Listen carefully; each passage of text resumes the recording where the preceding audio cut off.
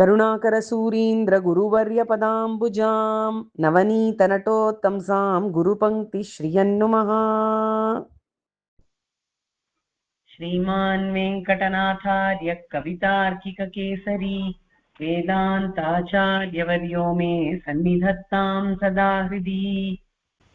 எப்படி அந்த காலத்துல அந்த சத்ருக்களை நிரசனம் பண்ணி அவாகிட்டே இருந்து சுதந்திரம் வாங்கி ஒரு ராஜ்யத்தை நன்னா நடத்திண்டு இப்ப வரோமோ, அதே ரீதியில நம்ம சம்பிரதாயத்துல இருந்த சம்பிரதாயத்துக்கான சமய சத்ருக்கள் எல்லாரையும் நிரசனம் பண்ணி அந்த சம்பிரதாயத்தை நல்வழி நடத்தின ஆச்சாரிய சார்வபௌமரான சர்வதந்திர ஸ்வதந்திரர்னு திருநாமம் கொண்ட சுவாமி தேசிகன் சாதிச்ச ஸ்தோத்திர பாடங்கள் எல்லாத்திலையும் எப்படி சத்ரு நிரசனம் எம்பெருமான் பண்ணார். சில சமயத்துல ஆயுதங்களை கொண்டு பண்ணியிருக்கார், சில சமயத்துல வேற விஷயங்களை கொண்டும் நிரசனம் பண்ணியிருக்கார்.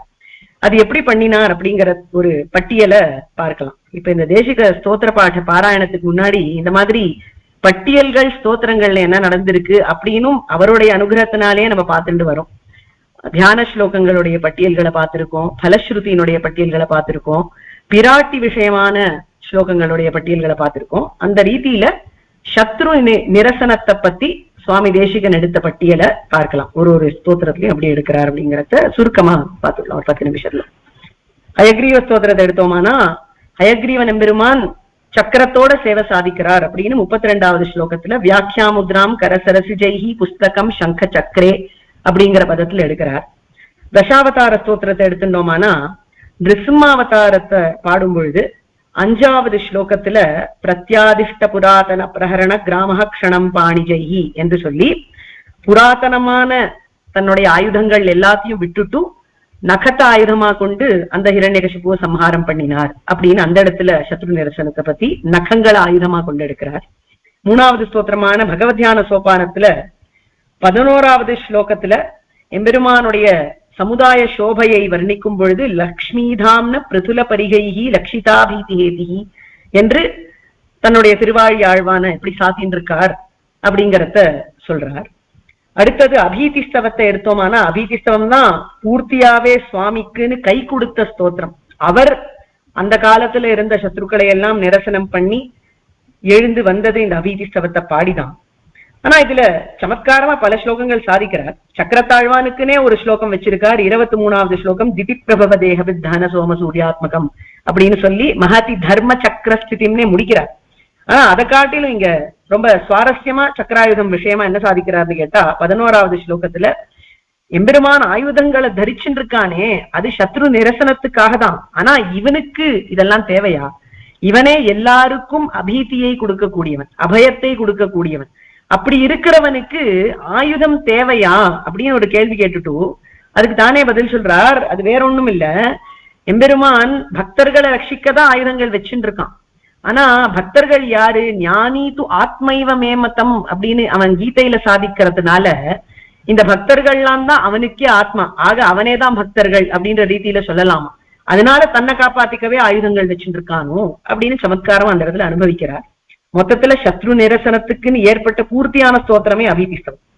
அதுக்கு மேல தயாசதகத்துல எப்படி சாதிக்கிறார் அப்படின்னு பார்த்தா, தசாவதாரத்தை சாதிக்கிறார் தயாசதகத்துல சுவாமி.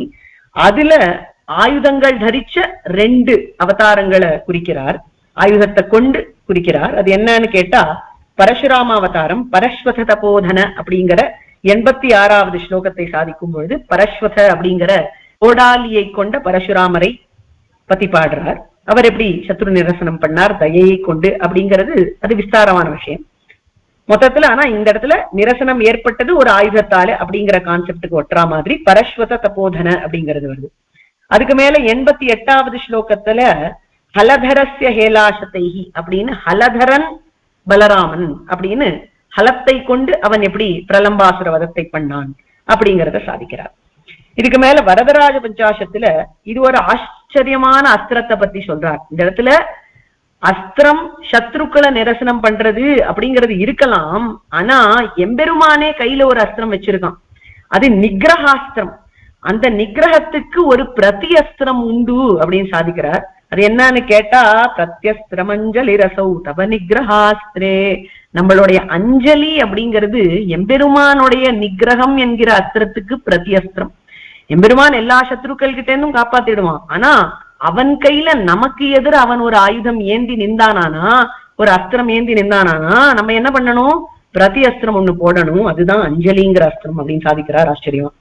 அதுக்கு மேல வைராகிய பஞ்சகம். இந்த இடத்துல வைராகியமே ஒரு அஸ்திரம் அப்படின்னு சாதிக்கிறார் சுவாமி. அது எதை ஒழிக்கிறது வைராகியம் அப்படிங்கிற அஸ்திரம்னு கேட்டா, ஜாட்டராக்னி அப்படிங்கிற பசியை ஒழிக்கக்கூடிய அஸ்திரம் வைராகியமா.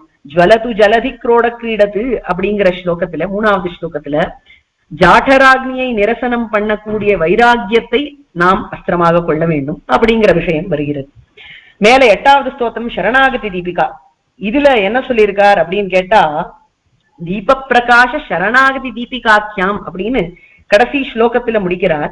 எம்பெருமான் தானே ஒளியாக இருந்து நம்மளுடைய இருட்டு அப்படிங்கிறத ஓட்டுறார். இந்த இடத்துல அஸ்திர ஸ்தானத்துல தீபம் நிற்கிறது. அதை ஓட்டக்கூடியது எதை ஓட்டுகிறது என்று கேட்டால் அஜ்ஞானத்தை ஓட்டுகிறது. மேல வேகாசேது ஸ்தோத்திரத்துல என்ன சாதிக்கிறார் அப்படின்னு பார்த்தோம்னா, இந்த பிரம்மாவனுடைய யாகத்தை சம்ரக்ஷணம் பண்ணினார் எம்பெருமான். 4வது ஸ்லோகத்துல சொல்றார், விபாத்துமே அப்படின்னு ஆரம்பிக்கக்கூடிய ஸ்லோகத்துல அபங்கரக்ஷா ஹயமேத தீக்ஷா அப்படிங்கிறார். எப்படியெல்லாம் ஆபத்துக்கள் வந்ததோ அதையெல்லாம் ஓட்டி ஒரு சேத்துவாக கூட படுத்துண்டு தன்னுடைய திருமேனியையே ஒரு அஸ்திரமாக கொண்டு வரக்கூடிய வேகவதி நதியை நிறுத்தி இந்த ஹயமேத தீக்ஷாவை சம்ரட்சித்து கொடுத்தார் எம்பெருமான் அப்படிங்கிற ஆச்சரியமான விஷயம் வருகிறது. அடுத்தது அஷ்டபுஜாஷ்டகம். அஷ்டபுஜாஷ்டகத்துல எம்பெருமான் இந்த சந்நிதியை எதுக்கு அலங்கரிக்கிறார், ஏன் இந்த அவதாரம் பண்ணினார் அஷ்டபுஜ பெருமாளாகன்னு கேட்டா, அங்க சரபேஷன் அப்படின்னு ஒரு அசுரனை ஏவி விட்டாளாம் சரஸ்வதி தேவி. அவனை சம்ஹாரம் பண்றதுக்கு 8 திருக்கரங்களை கொண்டு வந்தார். அவனுக்கு 8 தலை இருந்தது. அவனை சம்ஹாரம் பண்ண 8 திருக்கரங்கள். அததான் சொல்றார் அழகா 8வது ஸ்லோகத்துல, இதுவும் 8, சரணாகத சந்திரான துவராத்விகுண பாகுனா என்று சொல்லி 2 மடங்கு திருக்கரங்களை கொண்டு சரணாகதர்களை சம்ரட்சிக்கணும். இந்த இடத்துல சரணாகதன் பிரம்மதேவன், அவனை சம்ரட்சிக்கிறதுக்கு ஆயுதம் எடுத்துட்டார் 8 திருக்கரங்கள்ல அப்படின்னு பாடுறார். அடுத்தது காமாசி காஷ்டகம். இதுல 7வது ஸ்லோகத்துல சட்டாபட்டல பீஷணே சரபசாட்ட ஹாசோத்பட்டே ஸ்புரத்ருதி பரிஸ்புடத் புருகுடி கேபி வக்திரே கிருதே என்றெல்லாம் அந்த நரசிம்ம மூர்த்தியை வர்ணிக்கிறார். இந்த இடத்துல எம்பெருமான் அவன் சிரிப்ப ஒண்ணு சிரிச்சான்.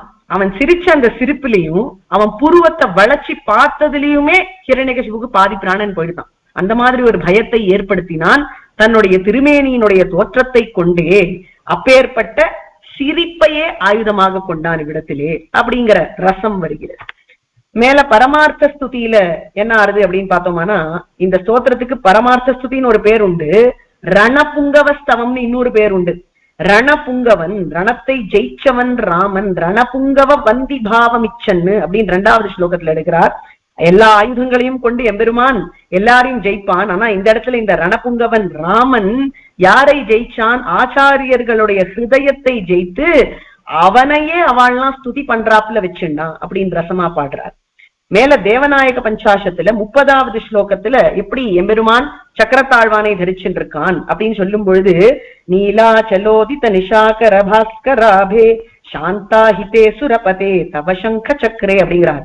ஒரு ஆச்சரியமான இந்திரநீல மலையாம், அதுலேருந்து சங்கம் ஒண்ணு சந்திரன் ஒண்ணு உதிச்சிருக்கு, சூரியன் ஒண்ணு சேர்ந்து உதிச்சிருக்கு. அது என்னன்னு கேட்டா அதுதான் சங்கமும் சக்கரமும் அப்படின்னு ஆச்சரியமா பாடுறார். இப்படி மலையிலேந்து உதிச்ச சூரியனாக இருந்து கொண்டு சக்கரத்தை தரிச்சுண்டு சத்ருக்களை நிரசனம் பண்றாரு மேல வர்ணனை வருகிறது. அடுத்தது அச்சுத சதகத்துல என்ன பாடுறார் அப்படின்னு கேட்டா, எம்பெருமான் தன்னுடைய தொடையையே ஒரு இடமாக வச்சிருக்கான் சத்ரு நிரசனம் பண்ண. எப்படி பாடுறார்? 4வது ஸ்லோகத்துல தாசான சச்சதீசை தானவ வீராண தீக நித்தாசயனம் அப்படின்னு பாடுறார். இந்த இடத்துல என்ன சொல்றாருன்னா, தீர்க்க நித்ரா சயனம் கொண்டுட்டா அசுரர்கள். யாரு? மதுவும் கைட்டவரும் எம்பெருமானுடைய தொடையில சம்ஹரிக்கப்பட்டார்கள். அதனால எம்பெருமானுடைய தொடையே வீர சயனமா ஆயிடுச்சு. தைத்தியேந்திர வீர சயனம் அப்படின்னு பாடுறார் வேற ஒரு இடத்துல. அதை இந்த இடத்துல பிராகிருதத்துல தீக நித்தா சயனம் அப்படின்னு எடுக்கிறார். எம்பெருமானுடைய திரு தொடையே சத்ரு நிரசனத்துக்கான இடமா இந்த இடத்துல ஆயிடுச்சு. அடுத்தது மகாவீர வைபவம். இது பூர்த்தியாகவே வீரத்துக்கான ஸ்தோத்திரம், சத்ரு நிரசனத்துக்கான ஸ்தோத்திரமே. அதுல எம்பெருமானுடைய வில்லுக்குன்னு ஒரு சூர்ணிகை கட்டுரட்ட அட்டநிட்டங்கிருதி சட்டுல கடோர கார்முகா என்பது எம்பெருமானுடைய வில்லானது எப்படி கடோர கார்முகமாக அமைகிறது சத்ருக்களை நிரசனம் பண்ண அப்படின்னு பாடுறாரு. மேல கோபால விம்சதியில என்ன பாடுறாரு அப்படின்னு கேட்டா, கோபால விம்சதி ரொம்ப மதுரமான ஸ்தோத்திரம். இதுல எம்பெருமானுடைய சத்ரு நிரசனத்தை பத்தி பெருசா இல்ல, ஆனா ஒரு விஷயம் சொல்லியிருக்கார். என்னது அப்படின்னு கேட்டா, 7வது ஸ்லோகத்துல விடபித்வ நிராசகம் கயோஷ்சித்து அப்படின்னு எடுக்கிறார். இந்த மருதம் மரங்கள் 2 இருந்ததே, அது என்னது? யமலார்ஜுன அசுரர்கள் அவைகளை நிரசனம் பண்ண எம்பெருமான் அந்த இடத்துல தவழ்ந்து போனான். இவனுடைய தவழக்கூடிய முட்டிகள் கூட அங்க போய் சத்ரு நிரசனம் பண்ணி சத்ருக்களை சம்ஹரிச்சு எல்லாரையும் காப்பாத்தும் அப்படிங்கிறத காண்பிக்கக்கூடிய அழகான ரசம் இவ்விடத்துல. அடுத்தது தேகலீஷ ஸ்துதியில 5வது ஸ்லோகத்துல சக்கரஸ்ய தைத்திய தனுஜாதி சுவாம பாவம் என்று இருக்கிறார். சக்கரம் அப்படிங்கிறது தைத்தியர்களை நிரசனம் பண்ணத்துக்கே ஏற்பட்டதுன்னு நேரடியாகவே அர்த்தம் வருகிறது. மேல 3 ஸ்துதிகள், ஸ்ரீஸ்துதி, பூஸ்துதி, கோதாஸ்துதி. இதுல எல்லாம் எப்படி நிரசனத்தை பத்தி இருக்கு, சத்ரு நிரசனம் என்ன நடக்கிறது இங்க, பிராட்டிமார்கள்லாம் இது பண்ணுவாளா அப்படின்னு கேட்டா கண்டிப்பா பண்ணுவா. யாரு சத்ருக்கள் நமக்குன்னு கேட்டா, தாபத்ரயங்கள்னா சத்ரு. நம்மளுக்கு ஆத்தியாத்மிக ஆதி பௌத்திக ஆதி தெய்வீக தாபங்கள் நிறைய உண்டு. ஆத்தியாத்மிக தாபங்கள் அப்படிங்கிறது நமக்குள்ளேயே இருக்கக்கூடிய கஷ்டங்கள், நோய் நொடிகள் எல்லாம். ஆதி பௌத்திகம் அப்படின்னா நமக்கு சுத்தி இருக்கிற ஜந்துக்கள் அல்லது மனிதர்கள் எதால நம்மளுக்கு தாபங்கள்லாம் ஏற்படுமோ. இப்போ கரப்பாம்பூச்சி பள்ளி இருக்கு, இல்ல நம்மளுக்கு வேண்டாதவா இருக்கா, எல்லாரும் தாபத்தை கொடுக்கலாம், அதெல்லாம் ஆதி பௌத்திகம். அதுக்கு மேல ஆதி தெய்வீகம், பூகம்பம், நல்ல மழை, வெள்ளம், சுனாமி அதெல்லாம் இருந்ததுன்னா ஆதி தெய்வீகம். இதெல்லாம் தாபத்திரயம். இதெல்லாம் எது நிரசிக்கிறது? இந்த சத்ருக்களை யார் நிரசனம் பண்றான்னு கேட்டா, பிராட்டிமார்களுடைய கட்டாட்சங்கள். 3 ஸ்துதியிலுமே ஸ்துதி திரயத்திலயுமே பிராட்டியினுடைய கட்டாட்சம் தாபத்திரயத்தை போக்குறதுன்னு ஸ்லோகங்கள் இருக்கு. அது என்னன்னு பார்த்தோம்னா, ஸ்ரீஸ்துதியில 21வது ஸ்லோகம் சானுப்ராச பிரகடித தயைஹி அப்படிங்கிறது தர்மே தாபத்ரய விரச்சிதே அப்படிங்கிற இடத்துல அது சொல்லப்பட்டிருக்கு. பூஸ்துதியில 31வது ஸ்லோகம் தாபத்ரயம் நிரவதிம் அப்படின்னு ஆரம்பிக்கிறது, பவதி கட்டாட்சாக அப்படிங்கிற பதம் வருகிறது.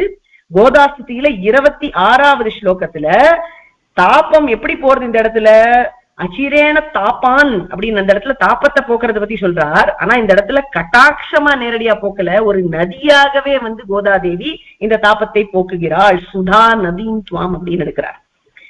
இதுக்கு மேல 21வது ஸ்லோகம் ஞாச தசகம். அந்த இடத்துல சத்ரு நிரசனம் எது பண்றதுன்னு கேட்டா, தேவி பூஷண ஹேத்யாதி அப்படின்னு எம்பெருமானுடைய ஆயுத கூட்டங்களை பத்தி பாடுறார். இது நிரபராத கைங்கரியம் ஏற்பட வேண்டும் அப்படிங்கிறதுக்கான பிரார்த்தனை. கைங்கரியத்துல இருக்கக்கூடிய தடைகளாகிற சத்ருக்களை நிரசனம் பண்ண இந்த எம்பெருமான இப்படி தியானிக்கணும் ஆயுதங்களோட அப்படிங்கிற விஷயம் வருகிறது. அடுத்தது ஞாச விம்சதி அப்படிங்கிற ஸ்தோத்திரத்துல ஆச்சாரியர்கள் எப்படி சத்ரு நிரசனம் பண்றா, எந்த சத்ருவை நிரசனம் பண்றா அப்படின்னு கேட்டா 2வது ஸ்லோகத்துல சொல்றார், அஜ்ஞான துவாந்த ரோதாத் அகபரிஹரணாத் அப்படின்னு எடுக்கிறார். அஜ்ஞானம் அப்படிங்கிற துவாந்தம் இருட்ட போக்குறா, அகம் அப்படிங்கிற பாபத்தை பரிஹரணம் பண்றா. எதனால? அவளுடைய தயையினால. இப்படி சத்ரு நிரசனம் ஆச்சாரியர்கள் பண்றா. அடுத்தது ஞாச திலகம் அப்படிங்கிற ஸ்தோத்திரத்திலையும் உக்த்வா தனஞ்சய விபீஷண லட்சியாத்தே அப்படிங்கிற ஸ்லோகத்தை எடுத்து எப்படி ஆச்சாரிய சார்வபௌமரான யதிராஜரை கொண்டு சத்ருக்களை நிரசனம் பண்ணி சம்பிரதாயத்தை காப்பாத்தினார் அப்படிங்கிற விஷயம் வருகிறது. மேல சுதர்சனாஷ்டகம் அப்படிங்கிறது சுதர்சனுக்கேன்னு ஆன ஸ்தோத்திரம். சத்ருக்களை நிரசனம் பண்ணதை பத்தி பல கதைகள் அந்த ஸ்தோத்திரத்துல வருது. அதே போல ஷோடசாயுத ஸ்தோத்திரத்திலையும் 16 ஆயுதங்களை கொண்டு எப்படி சத்ரு நிரசனம் பண்ணுகிறான் எம்பெருமான் அப்படிங்கறத ஆச்சரியமாக பட்டியலிட்டு சொல்லுகிறார். எம்பெருமானுடைய சக்கரம் என்ன, மழுவென்ன, ஈட்டி என்ன, தண்டு என்ன, அங்குஷம் என்ன, அக்னி போல இருக்கக்கூடிய அஸ்திரம் என்ன, சக்தி என்ன, வேல் என்ன, சங்கம் என்ன, வில் என்ன, பாசம் என்ன, கலப்பை என்ன, வஜ்ரம் என்ன, கதை என்ன, உலக்கை என்ன, சூலம் என்ன அப்படின்னு 16 ஆயுதங்களை கொண்டு எப்படி எம்பெருமான் சத்ரு நிரசனம் பண்றான் அஸ்திர கிராமஸ்ய கிருஷ்ணஸ்ய அப்படின்னு சொல்லி அந்த ஸ்தோத்திரத்தை முடிக்கிறார். இந்த 2 ஸ்தோத்திரங்களும் பூர்த்தியாகவே சத்ரு நிரசனத்துக்குன்னே ஏற்பட்ட ஸ்தோத்திரங்கள். அதுக்கு மேல கருட தண்டகம். அந்த கருட தண்டகத்துல என்ன சொல்றார் அப்படின்னு கேட்டா, மூணாவது ஸ்லோகம், அதாவது இந்த தண்டகமா இருக்கிற எல்லாம் முடிஞ்ச உடனே ஒரு ஸ்லோகம் எடுக்கிறார், சத்ரிம்ஷத் கணச்சரணஹா என்று சொல்லி. அதுல விகடயது விபக்ஷ வாகினி வியூகம் அப்படின்னு எடுக்கிறார். எதிரிகளுடைய சேனைகளின் கூட்டத்தை போக்க வேண்டும் கருடாழ்வான் அப்படிங்கிற பிரார்த்தனை. கருடாழ்வான் தானே சத்ரு நிரசனம் பண்ணுவார். அது எப்படி பண்ணுவார் அப்படிங்கிறத கருட பஞ்சாசத்துல ரொம்ப அழகா காண்பிக்கிறார். கருட பஞ்சாசத்துல 16வது ஸ்லோகத்துல கருட பகவான் அந்த கெட்ட வேடுவச்சேரியை எப்படி தன்னுடைய திருவாயில இருக்கக்கூடிய பல்லெல்லாம் கொண்டு கடிச்சு பாரண பண்ணினார் அப்படிங்கிறது இருக்கு. ஆசிரித் வியாப்தை ரசிர்பி துருபசம திரிஷா சாத்தனி சாத்ததம்ஷ்டா கோட்டி லோட்டத்கரோட்டி விகட கட்டகட்டா ராவ கோராவதாரா என்று சொல்லி அப்பேற்பட்ட சத்ரு நிரசனத்தை கருட பகவான் பண்ணினத்தை பாடுறார் அந்த ஸ்தோத்திரத்துல. மேல நாகதமன வர்ணகத்துல நிறைய சத்ரு நிரசனம் வருகிறது. அதுக்கு மேல யதிராஜ சப்ததி. யதிராஜ சப்தத்தில முக்கியமான விஷயம் சத்ரு நிரசனம் பண்ணது யதிராஜருடைய ஸ்ரீ சூக்திகளை கொண்டு.